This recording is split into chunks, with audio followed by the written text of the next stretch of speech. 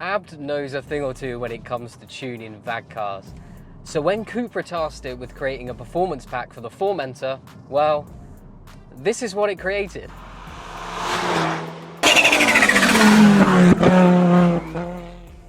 So what is the ABT Performance Pack? Well, it's a £8,000 optional extra, and it's a retrofitted pack that you get at the dealership rather than from factory.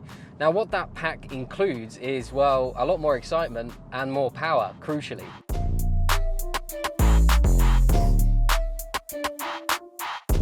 So as part of that ABT Performance Pack, what we get, well, it starts in here really. We've got these beautiful cup seats which are so supportive, but also when the going gets tough, keep you in your place and also offer a decent amount of comfort day to day. They also look fantastic. I don't know about you, but they're far better than the standard seats, and they're also heated as well, so you don't miss out on some of those luxury extras. And continuing inside, the changes also include this ABT start-stop button here on the steering wheel, which is quite cool. It replaces the regular one found in the Formentor, but just adds in that little bit of extra touch when you paid your money for that ABT Performance Pack. You want people to know about it, don't you? Now, on the outside are where things get a little bit more exciting with this ABT Performance Pack. You'll of course notice those 20-inch ABT wheels.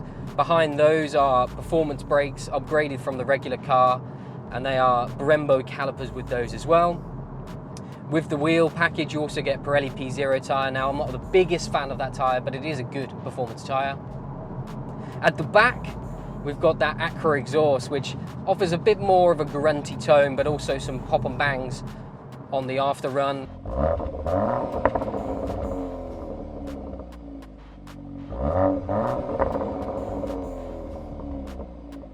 Now, I'm not a huge fan of pops and bangs, but this one's not too intrusive and comes and goes. It doesn't seem to happen every time you let off the throttle.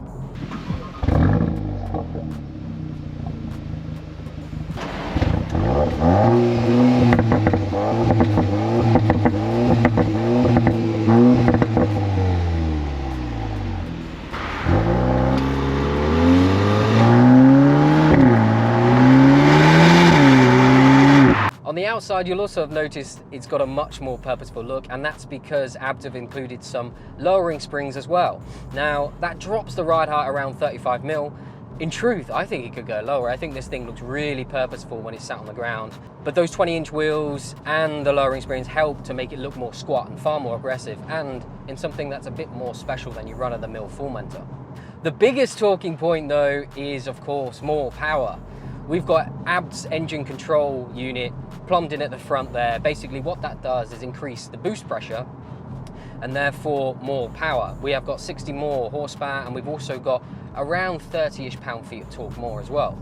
All that translates to is a 0 to 62 time that's come down from 4.9 in the regular car to 4.6 in this.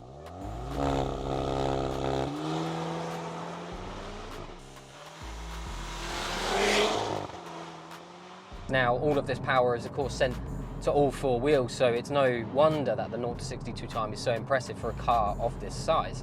Speaking of which though, because it's lowered, it doesn't actually sit that much higher than a regular lay-on. Now, if we're comparing the two, they're both basically the same car, although this does certainly feel chunkier.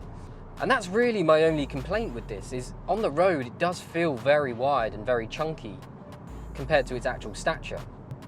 Now, also on the steering wheel, we've got this Cupra selector button. Basically, it goes through your drive mode. You've got 5 drive modes here, starting off at comfort, which goes into sport, and then all out Cupra mode, which turns everything up, including firming up the adaptive suspension, the throttle mapping, the steering feel, and the gear shifts are slightly more electric. Speaking of which though, there is one thing I have noticed, that in Cupra mode, in the all guns blazing, everything's supposed to be at its sharpest. However, when you're setting off from a dig using the paddles, first to second takes an age at times. You feel like you pull it and it's just holding the revs really high, like it has a manual car with a really heavy flywheel. And then you suddenly snap into second, but third, fourth, and everything else sort of falls into place naturally as they should, and with the quick fire that you'd expect from this DSG gearbox. Of course, when we talk about the extra power, under the bonnet is the famous EA 888 engine that you get in the Golf GTI, the Golf R, and just about every VW Audi Group product out there at the moment. It's a fantastic engine, we know so much about it, and now with the extra power we can start to exploit some of that performance. And it really does start to come alive when you get the right road and you get the opportunity just to plant your foot. Now, the increase in torque is a real talking point here because it's in that mid-range. Now, the peak power delivery has gone up slightly in terms of where it is in the rev range. In the stock car, we have its peak power comes in around the 2,000 RPM mark, whereas here it starts at about 2,500. But you get a real dollop of torque in the mid-range around 4,000 RPM, which is where this peaks at 330 pound-feet of torque. As a result, you can just drive it through the mid-range. There isn't too much reason to hover around the top end of the red line, I must admit. Torque drops off there, and also you're not really gaining any performance. It doesn't sound the best at the toppest end either. It sort of sounds better in the mid-range where it's a bit more grunty.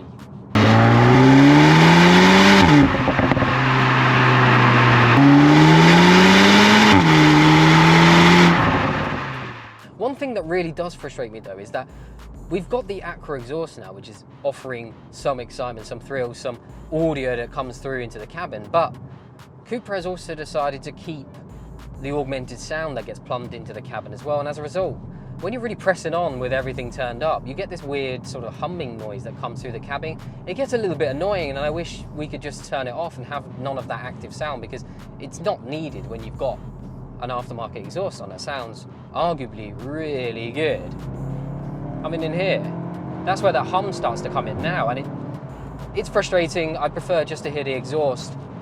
Now, speaking about the sound, it's not that loud on the outside for anyone wondering. Acura make really good quality exhaust systems that don't sound obnoxious and in your face. The pops and bangs aren't too much, and don't, as I said, they don't happen all the time, so it's not a nuisance.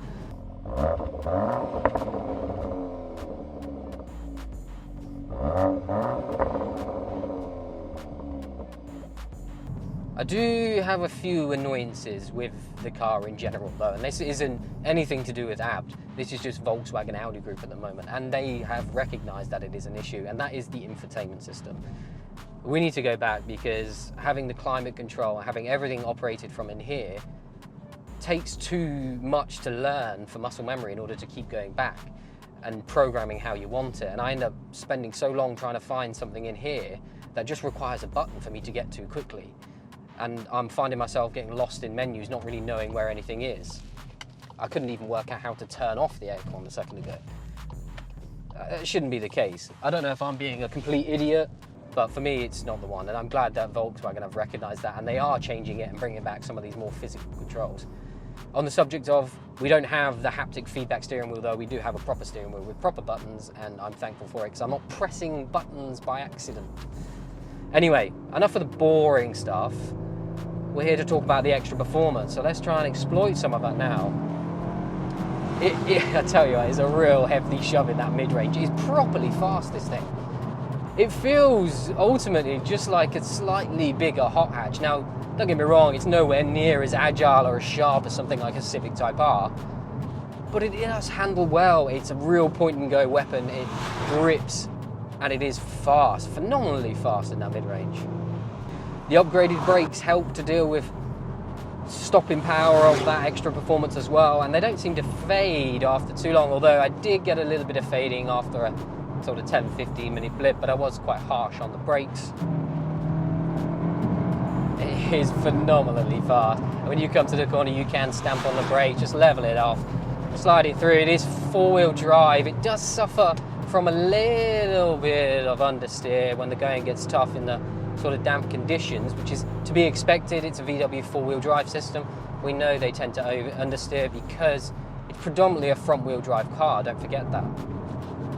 I do feel the Leon handles as well, if not better, than this ABT car. The other thing I didn't mention, part of the ABT Performance Pack, are these extended gear selectors. Now, they are glued onto the back. They're simply just a bit of plastic that extend it out, but it does make it easier to reach for the gear shift, and does make it feel at least a bit more premium. Maybe not premium, sorry, that's not the right word. Aftermarket than a regular car. Now, driving this car just in its regular comfort mode, and well, it is a very easy car to drive day to day, don't get me wrong. It's a lovely thing to drive. The cabin is a nice place, and despite the infotainment system having some of its faults, I do like driving this thing. I do like getting behind the wheel. As I said, it's a fun car to drive, it's exciting, and those performance updates are certainly welcomed. It has transformed the way the Formentor drives. It feels more exciting, it feels more planted. It's just a better package, and it does it all while looking better too. So it's a win-win, win-win, really.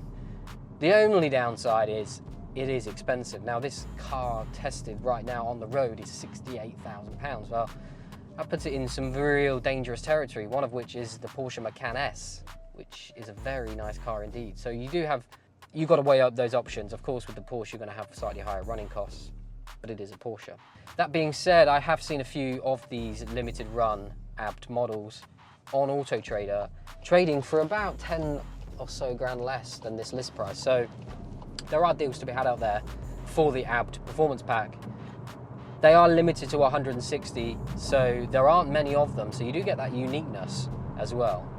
But on the whole, I don't think this car is intending to be an out-and-out hot hatch. It's not. It's a sporty crossover, and it does that brilliantly.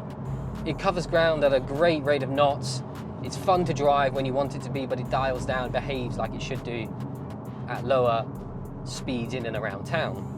Overall, I think it's a fantastic car. It's something that was definitely needed. It just added in an extra element for the Cupra Formentor, because of course in the UK, we never got the special VZ5 model, which got the 5-pot from the Audi.